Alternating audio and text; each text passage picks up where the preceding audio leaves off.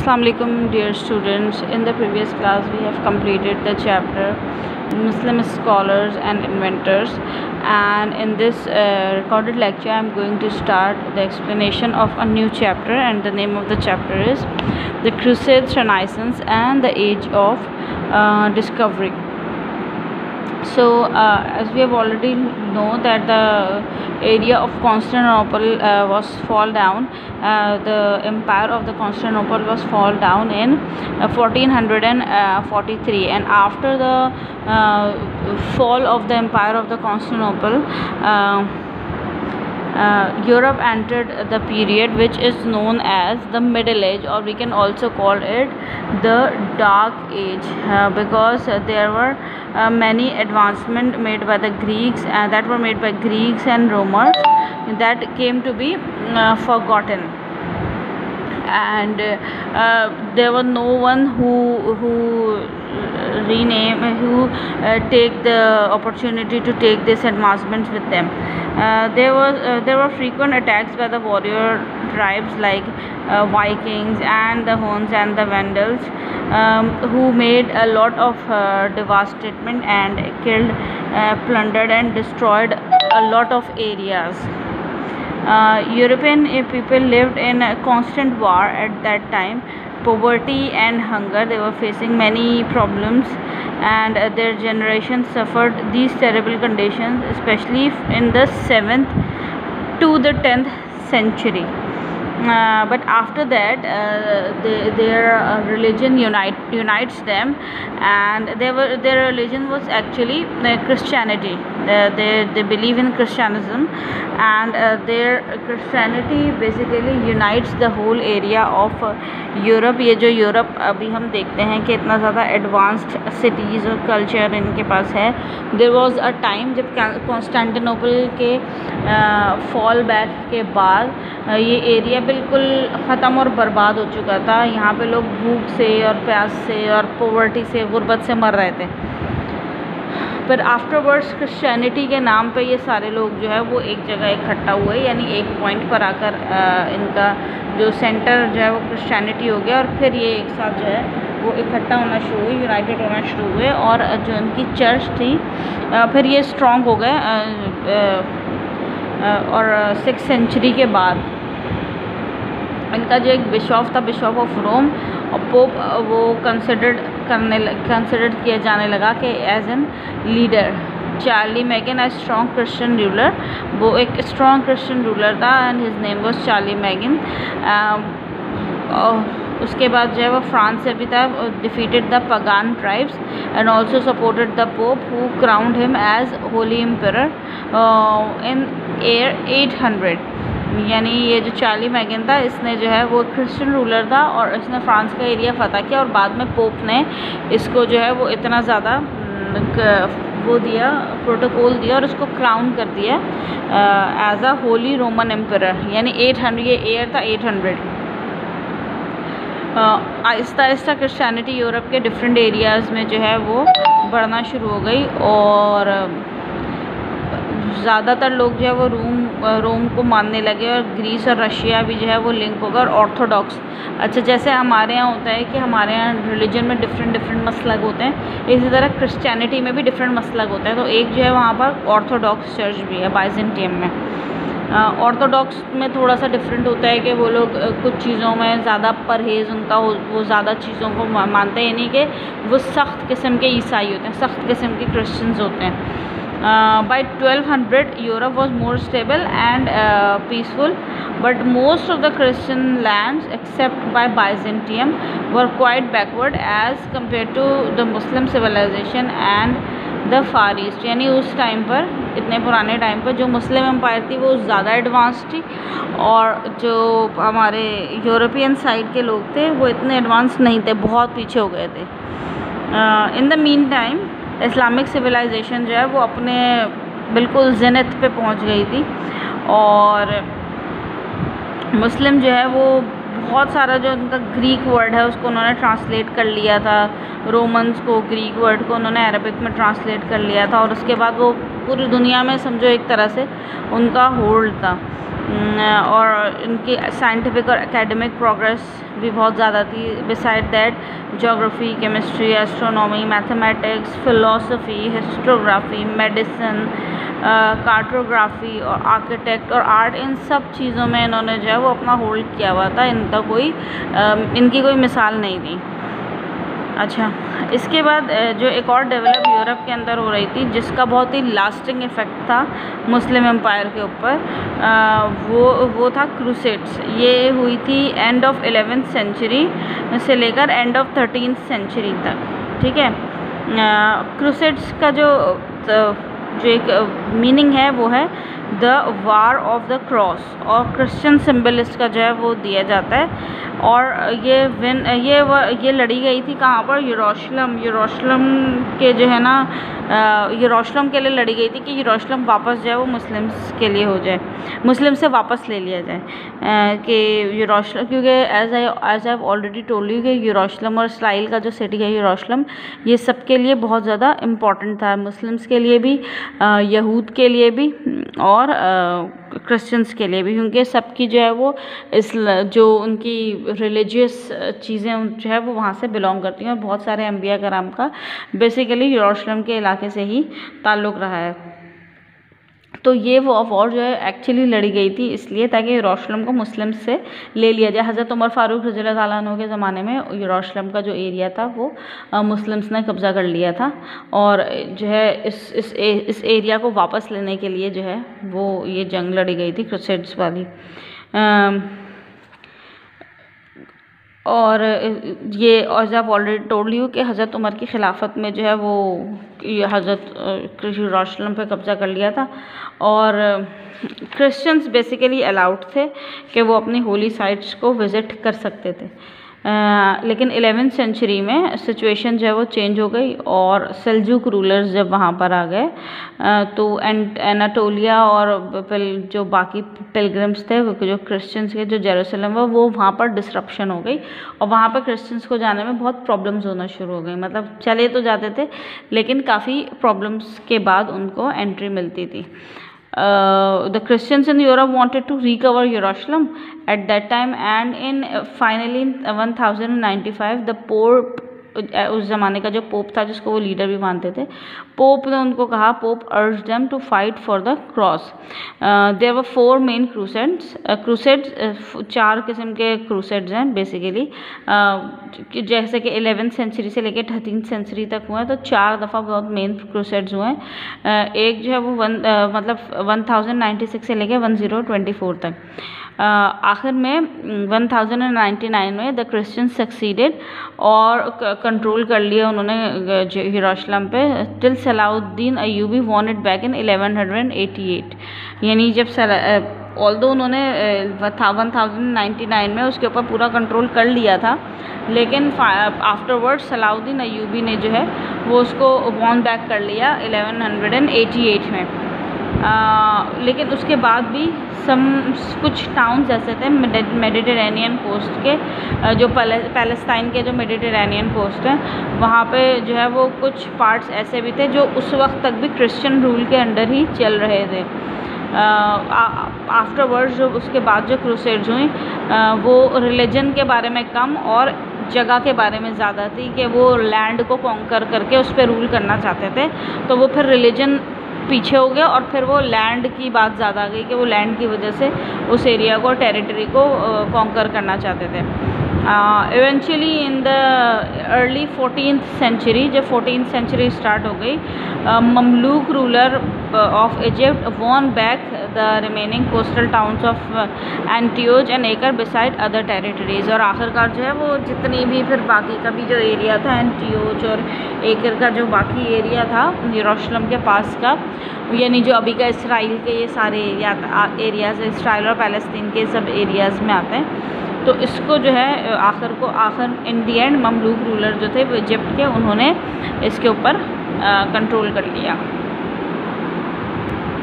अच्छा, after that इसके बाद क्रूसेड्स, तो हमें पता चल गया कि क्रूसेड्स क्या था। क्रूसेड बेसिकली एक वॉर थी।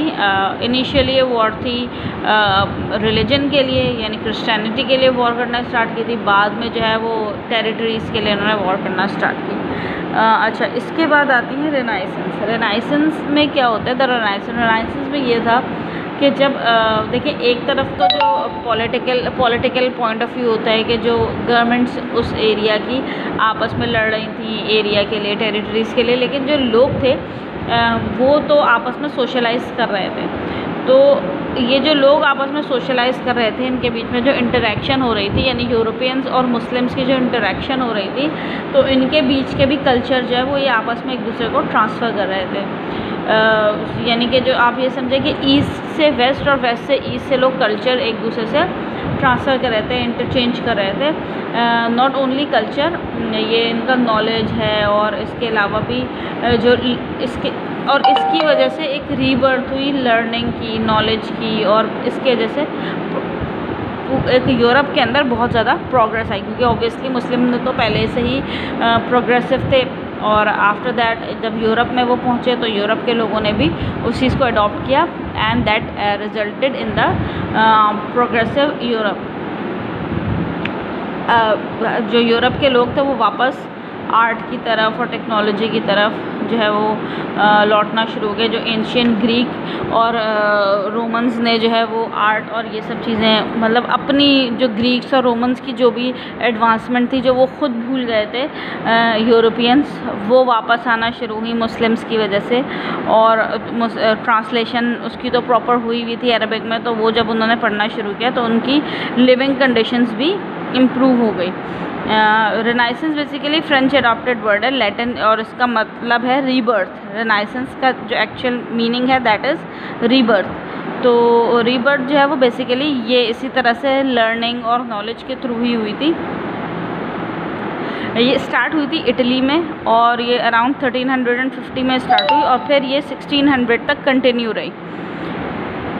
अच्छा, it spread throughout Europe and become the bridge between the medieval or middle ages and the modern ages that followed it. अब जो यूरोपियंस बिल्कुल ही डार्क एज की तरफ चले गए थे, ये मिडिल एज या फिर मॉडर्न एज की तरफ आना स्टार्ट हो गए। और इस टाइम पे बहुत ज़्यादा ग्रेट एडवांसमेंट हुई, और बहुत सारी फील्ड्स में, such as geography, astronomy, chemistry, physics, maths, medicine, manufacturing और इंजीनियरिंग में भी बहुत ज़्यादा एडवांसमेंट्स हुई। आफ्टर दैट जब ऑटोमन एम्पायर ने जो है वो कॉन्कर किया कॉन्स्टेंटिनोपल को। ऑटोमन एम्पायर वही ऑटोमन एम्पायर जो खिलाफत उस्मानिया जिसको उर्दू में कहते हैं, और बहुत सारे लोग जो है वो ऐसे इसको रिलेट कर लेंगे कि जैसे उर्तुरुल का आजकल जो है वो एक हमारे पास सीरीज़ चल रही है, तो उर्तुरुल वाली सीरीज जो ऑटोमन एम्पायर जिसने स्टार्ट की थी, यानी उस्मान जो थे उनके फादर उर्तुरुल थे। तो ऑटोमन एम्पायर ने कॉन्स्टेंटिनोपल को कॉन्कर किया था 1453 में, और many Greek scholars fled to Europe where their learning spread quickly with the use of paper and the printing press, combined with the learning of Islamic world started at the age of discovery। फिर जो बहुत सारे Greek scholars थे ये Europe की तरफ जो है वो फ्लाई कर गए, और उसकी वजह से क्या हुआ कि उनका जो लर्निंग था वो बहुत ज़्यादा बढ़ गया, और उस टाइम पे पेपर का यूज़ स्टार्ट हो चुका था यूरोप के अंदर, और प्रिंटिंग प्रेस भी शुरू हो गए थे यूरोप के अंदर।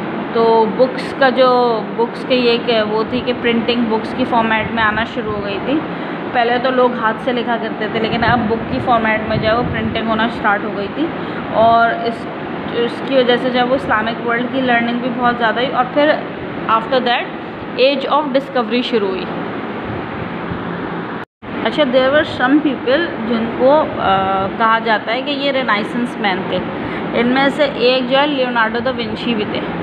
लियोनार्डो दा विंची का जो टाइम था दैट इज़ 1452 से लेकर 1519 तक था। अब लियोनार्डो दा विंची थे, इसके बाद माइकल एंजेलो भी थे, ठीक है, और भी लोग थे, गैलीलो और सिस्टीन चैपल। गैलीलो का पूरा नाम था गैलीलो गैलीली। तो उसके बाद है कोपरनिकस। ये बहुत सारे लोग थे जो द रेनाइसेंस मैन कहलाया करते थे उस टाइम पे ना।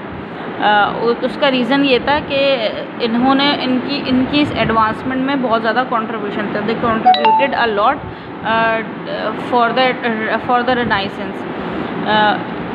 तो ये जो लियोनार्डो दा विंची थे, ही वॉज एक्चुअली फ्लोरेंस से बिलोंग करते थे, और फ्लोरेंस जो है ना वो सेंटर ऑफ रिनाइसेंस था यूरोप के अंदर। बेसिकली लियोनार्डो दा विंची एक पॉलीमैथ थे, पेंटर भी थे, स्कल्प्टर भी थे, आर्किटेक्ट, म्यूजिशियन, साइंटिस्ट, एनाटॉमिस्ट भी थे, मैथमेटिशियन भी थे, इंजीनियर और इन्वेंटर भी थे। ये जो हम एरोप्लेन आजकल देखते हैं ना, कि जो हमारा एयरप्लेन है और एयरक्राफ्ट्स हमारी होती हैं, इसका सबसे पहला जो डायग्राम थी वो सबसे पहले लियोनार्डो दा विंची ने दी थी। और हेलीकॉप्टर के फॉर्मेट में इन्होंने एक हेलीकॉप्टर बनाया था उड़ता हुआ, और इसकी मतलब एक पेपर पे उन्होंने ड्रॉ किया था। इनकी एक पेंटिंग थी हेलीकॉप्टर की, और उसका सबसे पहला कॉन्सेप्ट था वो लियोनार्डो दा विंची ने दिया था। ये बहुत ज़्यादा फेमस हो गए थे as a painter, and his best known works was the Mona Lisa and the last supper. इनका जो हम मोनालिसा की जो एक पेंटिंग देखते हैं ना बहुत खूबसूरत सी, वो एक्चुअली लियोनार्डो दा विंची ने बनाई हुई है। और इनकी एक पेंटिंग थी द लास्ट सपर के नाम से, वो भी बहुत मशहूर थी। He observe nature very carefully and made detailed drawings of his findings with notes covering 4000 pages. अब इन्होंने अपनी जितनी भी ड्राइंग्स के बारे में और उनकी जो भी फाइंडिंग्स थी उसमें उसके बारे में उन्होंने सब नोट्स बनाए। 4000 पेजेस से भी ज़्यादा के इनके नोट्स हैं। He was fascinated by the human body and it's miraculous working. जो एक दा विंची कोड के नाम से भी एक इनकी एक वो है बुक है।